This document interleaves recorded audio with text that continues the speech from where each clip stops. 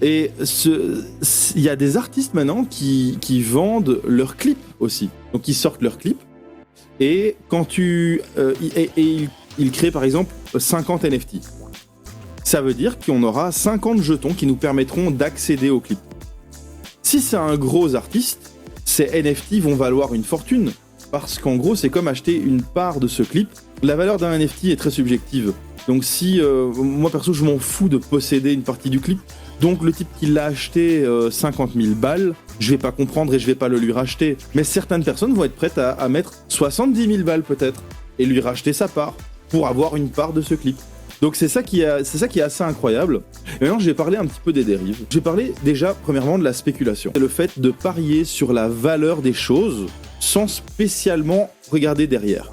Je vais prendre des exemples qui vont parler à tout le monde en bourse par exemple. Kodak est une entreprise mourante parce qu'ils font des films pour appareils photo et qu'aujourd'hui le digital, le numérique a pris beaucoup plus de place et donc c'est pas une entreprise qu'on peut considérer comme économiquement saine et durable. Elle est probablement pas pérenne sur la longueur. À l'époque de la hype du Bitcoin, ils ont annoncé « Les gars, on va faire les Kodak Coins ». Et bien pendant quelques jours, l'action a doublé de valeur. Ça, c'est ce qu'on appelle de la spéculation.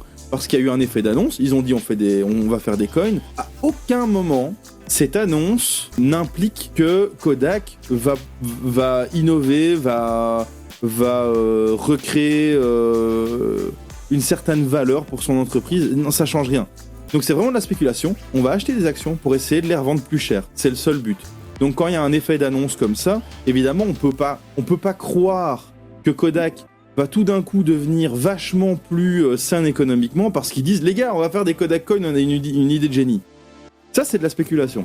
Clairement, le fait que le Bitcoin aujourd'hui vale 58 000 euros, ou 53 000 euros, je sais plus, c'est également de la spéculation parce que qui peut dire ce que vaut un Bitcoin ? Si j'achète un Bitcoin à 50 000 euros, c'est uniquement dans le but de le revendre à une valeur supérieure. Ça va être le cas aussi pour certains NFT. Donc ici, si on va dans Collectibles, mais voilà, ça c'est un new drop, un tout nouveau drop. Un artiste qui a décidé de dessiner Mike Tyson, il a créé une collection. En fait, l'effet collection a beaucoup d'impact dans le monde du NFT. Parce qu'ici, par exemple, voilà, on a celui-ci. Par exemple, on voit qu'il y a 250 exemplaires. Donc en fait, quand on crée un NFT, on peut donner un nombre d'exemplaires disponibles. Le type, il a dessiné ça, il a appliqué un NFT, il a dit on a 250 exemplaires. Il y a 204 personnes qui lui ont acheté l'image. Elle est pas moche, mais elle est pas non plus incroyable. Les gens qui achètent cette image, 1600 $. Ils l'achètent 1600 $. Uniquement parce qu'ils espèrent pouvoir la vendre plus cher dans le futur, juste par le fait qu'il n'y a que 250 exemplaires de cette image. Ce qui va lui donner encore plus de valeur, c'est que cette image fait partie d'une collection. Donc si on prend par exemple les CryptoPunks, il y a 10 000 items, se sont échangés au total 570 000 Ethers, c'est-à-dire qu'on a échangé pour l'équivalent de 2,48 milliards d'euros au total. Ces images-là, ce CryptoPunk-là, a été acheté dernièrement à 7 Ethers, c'est-à-dire que cette image vaut pour quelqu'un 25 000 euros. Cette image-là, c'est 7 000 euros aujourd'hui. Et ça monte, la valeur monte. Tant que les gens sont prêts à payer plus, ça vaudra plus. La manière dont ça marche, c'est qu'ici, c'est une collection. Donc clairement, comme c'est une collection, en fait, il faut le considérer comme des crypto-monnaies. Mais clairement, ici, c'est de la spéculation. Et si t'es le dernier à acheter avant que ça se crache, tu perds. Comme en bourse, comme avec les crypto-monnaies. Sauf que ici, au moins, tu te retrouves avec la propriété intellectuelle d'une image, mais de ça, quoi. Et donc ici, en fait, la manière dont ça fonctionne, pour savoir si une image vaut beaucoup d'argent ou pas, entre guillemets, sur ce marché, en fait, c'est vraiment le même principe que pour des cartes Pokémon. Cette image, elle a comme propriété, comme accessoire, les joues rosées. Il n'y a que 1% des CryptoPunks qui ont cet accessoire. Les cheveux tressés, il n'y a que 5% des CryptoPunks qui ont cette valeur de cheveux. Et c'est une femme. Il n'y a que 38% des CryptoPunks qui sont une femme. Si tu combines ces propriétés, en fait, tu as de la rareté. Il crée de la rareté comme ça. Celui-ci s'est échangé à 17 Ethers. Ça, cette image-là. Tu n'as que cette image-là. Hein. Tu n'as que cette image-là. Hein. Pour 61 000 euros. Hein. Là, ça. Pour 61 000 euros. Il y a aussi beaucoup de bots qui achètent bas par rapport au prix que ça pourrait valoir et qui revendent directement à des prix plus élevés. Enfin bon. Et c'est QuantBike qui l'a acheté... Non. Ça a juste été transféré. Je comprends pas très bien ce qui s'est passé, mais ici, en gros, celui-ci a acheté pour 24 Ethers. Donc on va dire que c'est probablement des bots, etc., qui font qu'à la fin, c'est QuantBike qui l'avait. Et qu'il a acheté 24 Ethers et il l'a revendu 17 Ethers, donc il a perdu de la thune lui par contre. Ah, il a bien perdu de la thune. Mais de base, quand ils l'ont créé, quand les mecs qui gèrent les CryptoPunks l'ont créé, ils l'ont vendu 15 Ethers à quelqu'un. Oui, exactement, non, c'est ça le principe Craft. C'est en fait le principe des NFT, c'est parce que justement une œuvre digitale vaut rien. Elle ne vaut rien parce qu'elle est réplicable à souhait. Donc le principe des NFT, c'est de pouvoir dire, ok, tu l'as toi aussi, enfin, tout le monde a mon image, mais c'est la mienne. C'est ça le principe. C'est de dire, elle est à moi. À la base, c'est le truc qui serait cool, c'est de pouvoir, oui, créditer l'artiste. Sauf que c'est passé au-delà de ça. On n'est plus uniquement sur créditer des artistes, parce que par exemple, si tu prends ce Mike Tyson, les gens, qu'est-ce qu'ils font avec ça? Parce que allez, si on parle des CryptoPunks, un manchot, un manchot de 3 ans peut le dessiner, quoi. C'est du pixel art, mais avec au degré 0 d'imagination.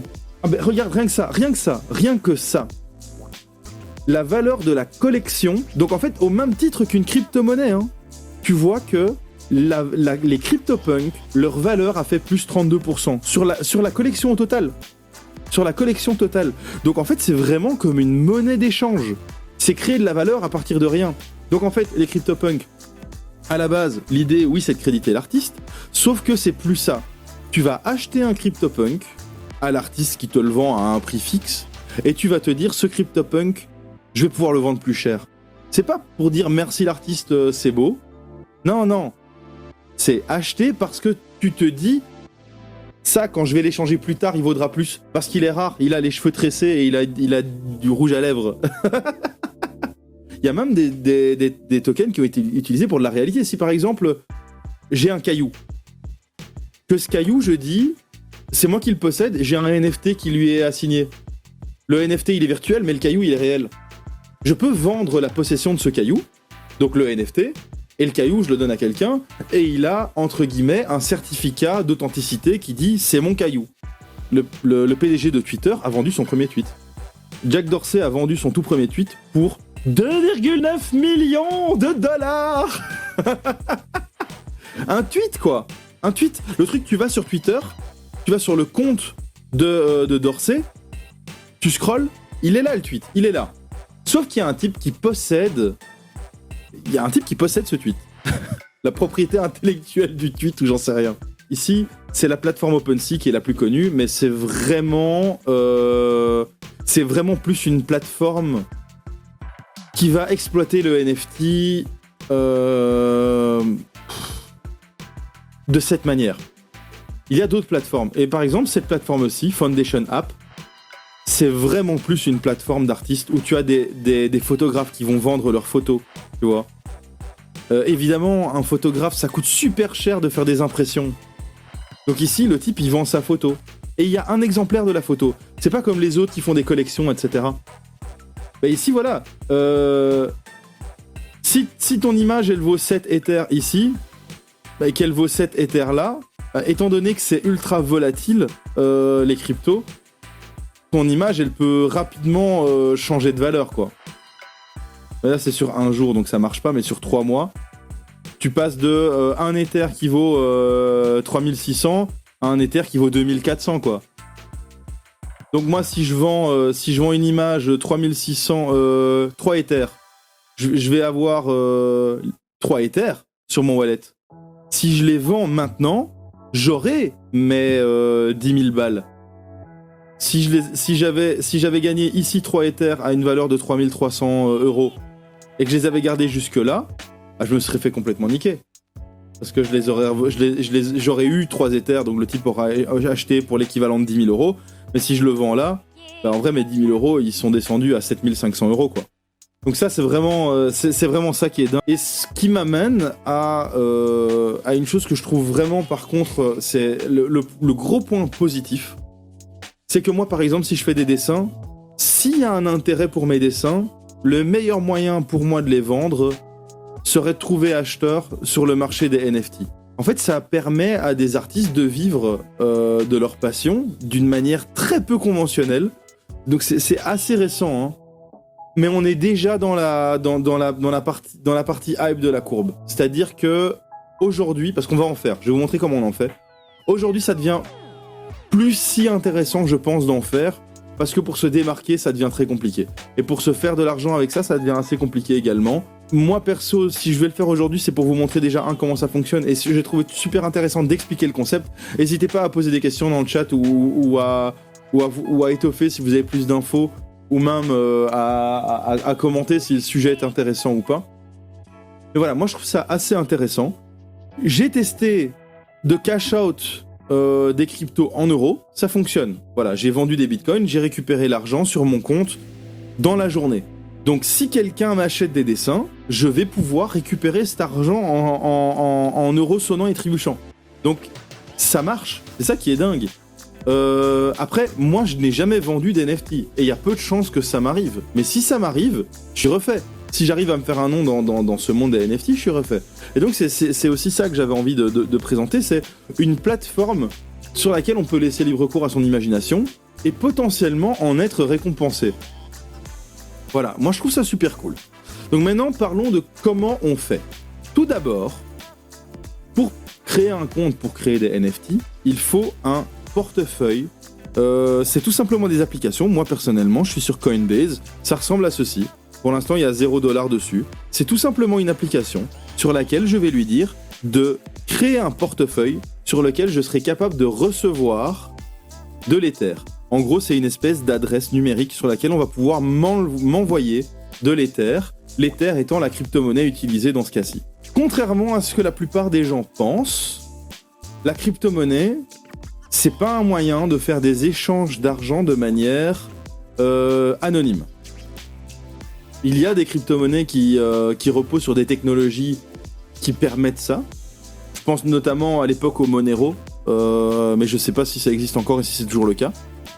Mais par exemple, pour obtenir un portefeuille sur lequel on va stocker des bitcoins ou de l'Ether, il va falloir décliner son identité. Moi perso, j'utilise Coinbase, qui est l'une des applications les plus connues. Ils prennent un pourcentage. À titre d'exemple, donc moi j'ai fait qu'un transfert comme ça de mon portefeuille Coinbase à mon portefeuille à moi. C'est-à-dire que j'avais des bitcoins que j'ai revendus. Donc je me suis retrouvé avec 2000 € sur ce portefeuille Coinbase. Pour transférer les 2000 € sur mon compte en banque classique, Coinbase a prélevé 27 € sur ces 2000 €.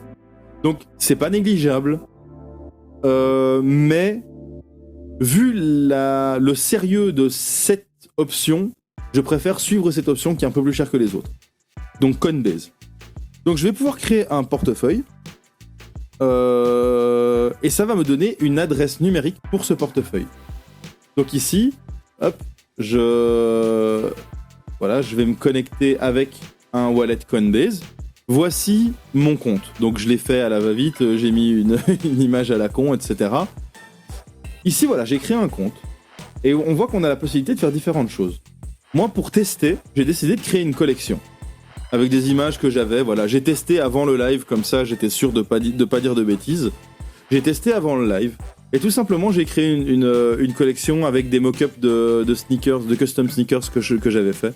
Donc, en gros, je fais des custom sneakers, c'est-à-dire que je peins des baskets. Avant de les peindre, j'aime bien faire des mock-ups sur Photoshop, histoire de pouvoir dire au client voilà ce que je propose, etc. avant de peindre sur une paire de pompes qui vaut 100 balles. Ces mock-ups, j'en ai fait une collection NFT pour tester. Donc ici, on voit qu'on a la collection. Si on va dessus, on voit que j'ai mes différents mock-ups avec des cartoons, des trucs un peu plus japonais. Ici, une custom PlayStation. Ici, une custom Dragon Ball. Donc, je vais en créer une pour vous montrer. Mais ici, en gros, voilà. J'ai mes différentes NFT. Par exemple, ici, la PlayStation. En fait, si le type me l'achète, il obtient cette image. Et c'est la sienne. Donc, cette image, ce mock-up d'une Nike Air Force One PlayStation 1, il l'aura. Et le prix, il est à 0,01, donc $41. Voilà. J'ai mis ça de manière totalement arbitraire. Je n'ai aucune idée des prix, des machins, etc. C'est pas l'aspect financier ici qui m'intéresse spécialement, c'est plus l'aspect apprentissage.